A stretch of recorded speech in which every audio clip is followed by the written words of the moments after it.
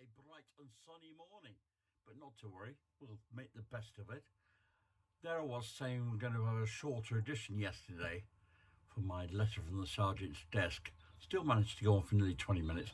Anyway, what I thought I'd start off today was one of my great favourites in rugby and music and everything. It's an old fellow from Wales called Max Boyce, who's penned a poem for for C19, and I thought it's lovely.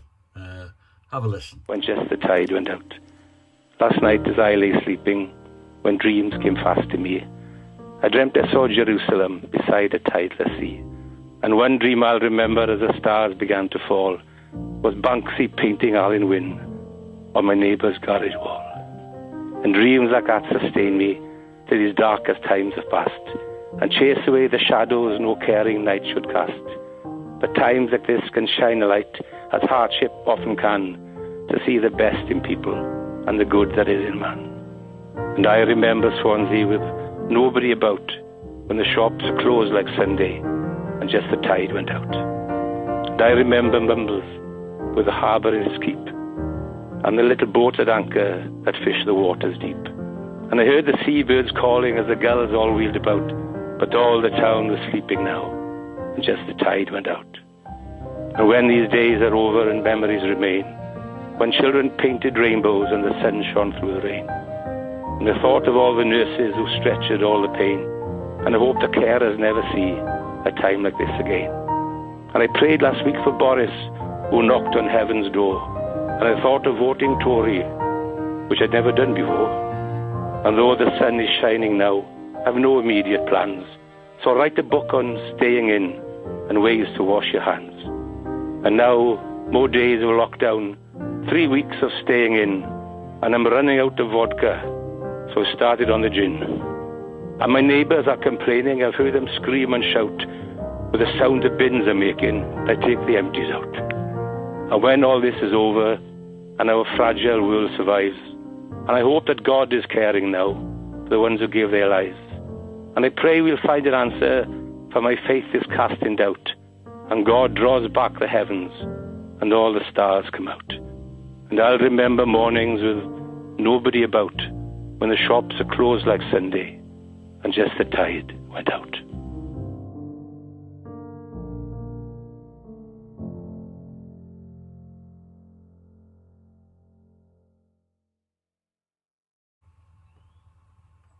Yeah, I like that too.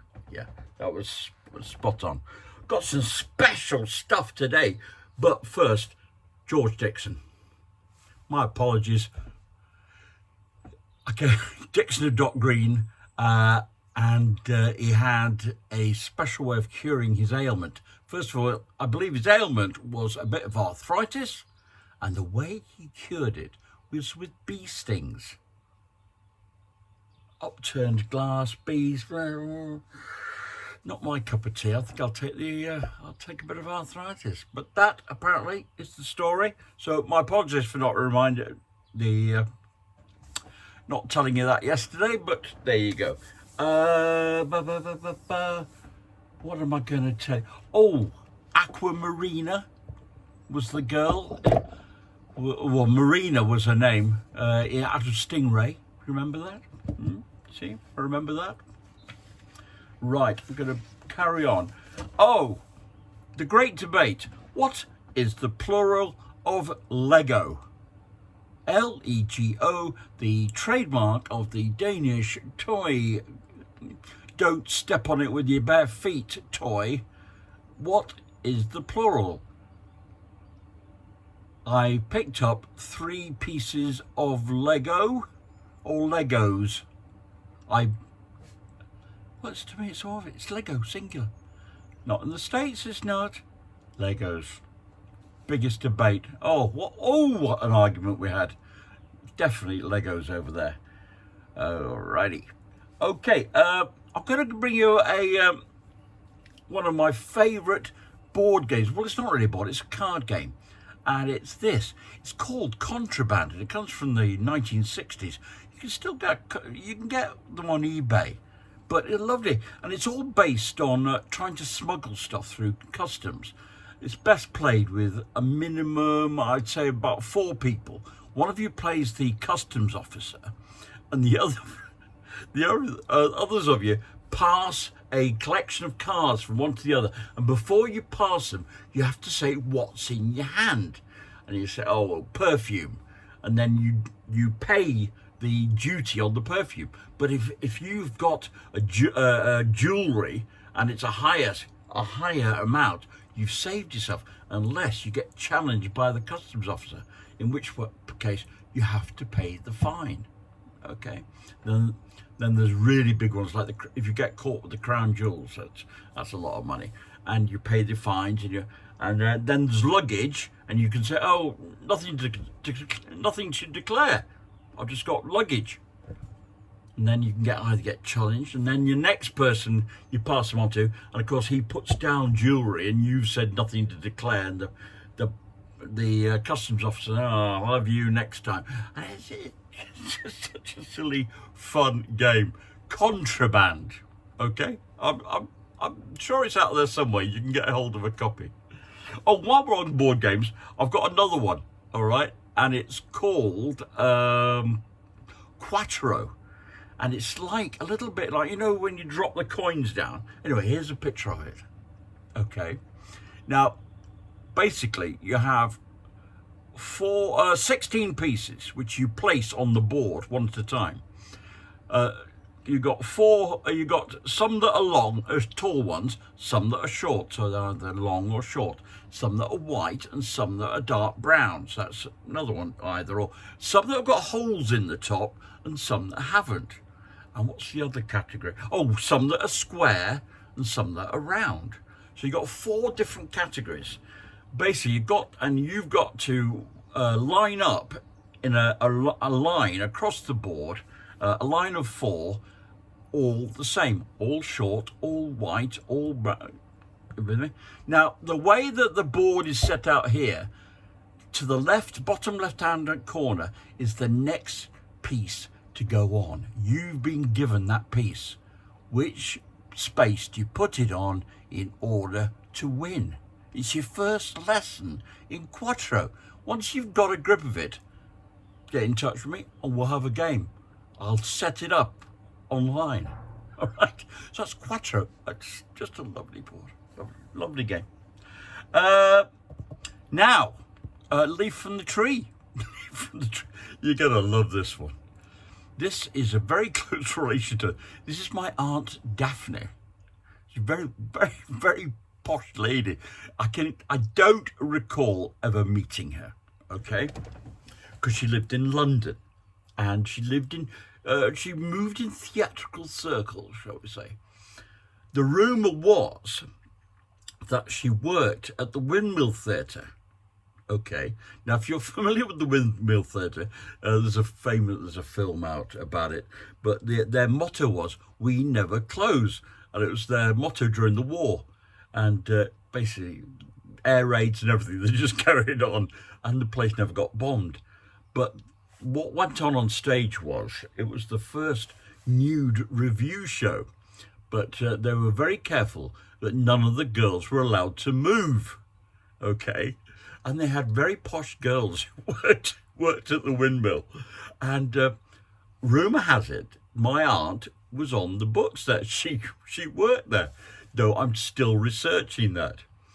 Now, she appeared in 1 film.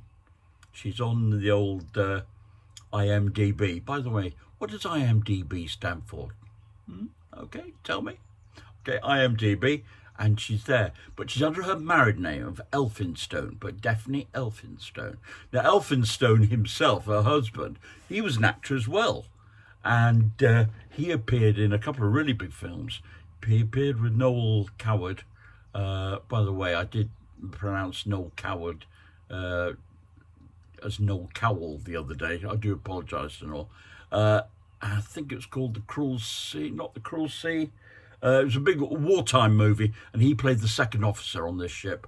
And he also appeared in Alexander Korda's huge film in colour of the 4 feathers and he apparently was one of the four feathers. Okay, she married two actors all together.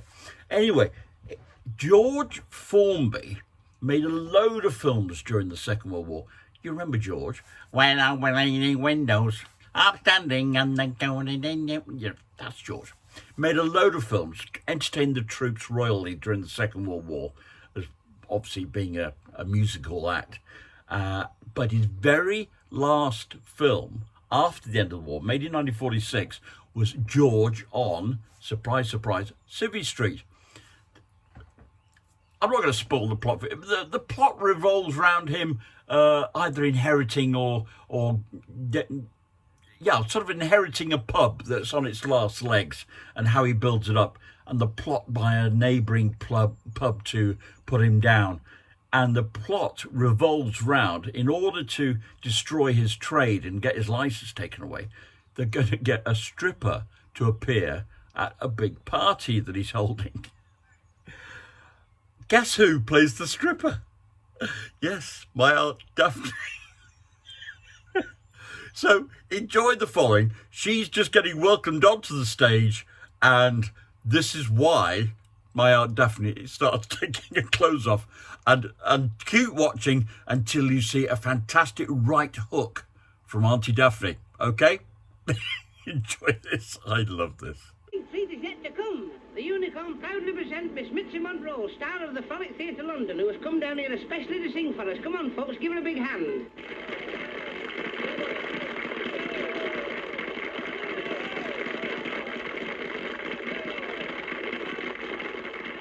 I've been reading in a book of Adam and of Eve. Love the apple, fig leaf, and... George, see those men over there? They're part of Jed's gang. Tough-looking bunch, aren't they? And they're here to make trouble. I'm getting used to trouble. What are you going to do? I don't know, but if they try and start it, then we shall try and finish it. Oh, what's the use of these smart cut clothes, those silk and hose? Goodness knows. Gee, it's easy to see. You don't need them. Now, what's the use of a gingham gown? Cut so low down, made up in town. To me, this lingerie, why you don't need them. All I want is the moon and stars. Clothes don't mean a thing. Oh, let me roam as I was born, like a bird up on the wing. Oh, what's the use of a can I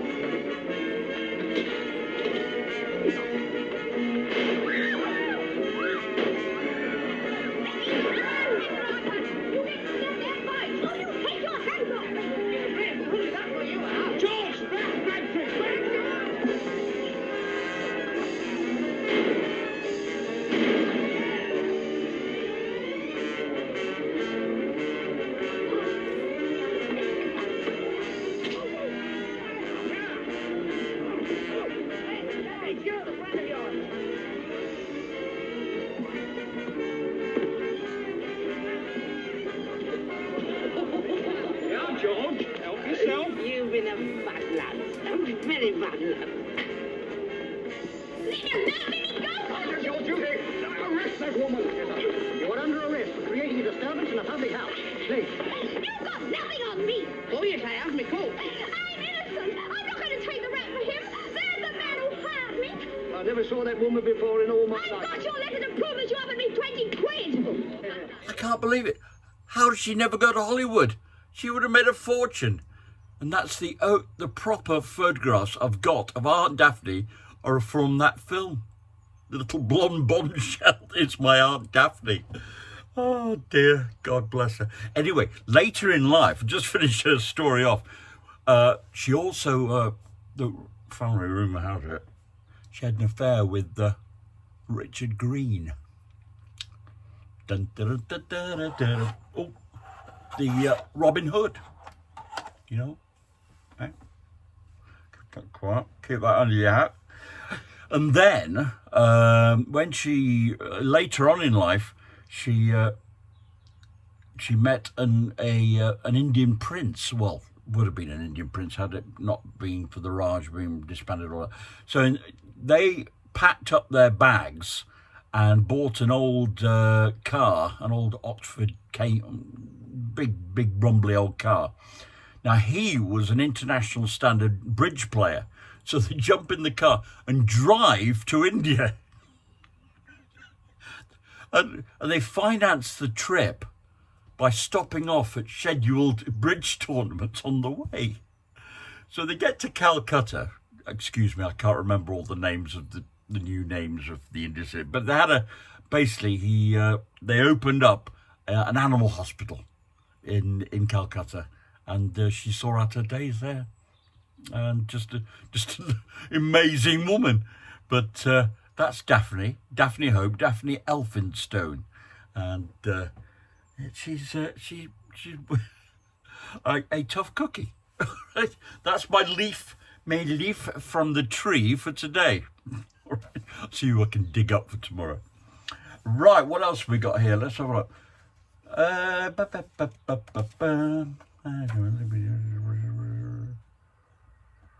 Just going on IMDb, would you believe they've got 6.5 million titles?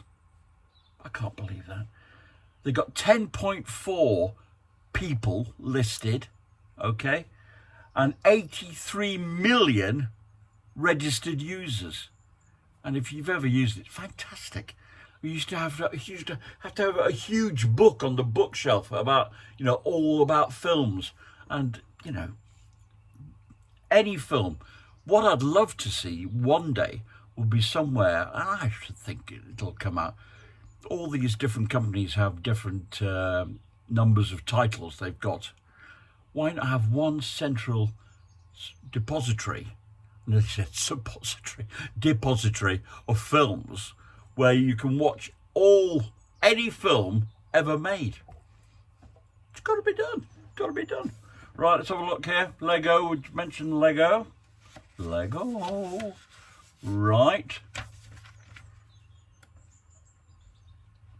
Well, I'm going to call it a draw there because I've got 13 minutes on the clock with Max Boyce at the beginning.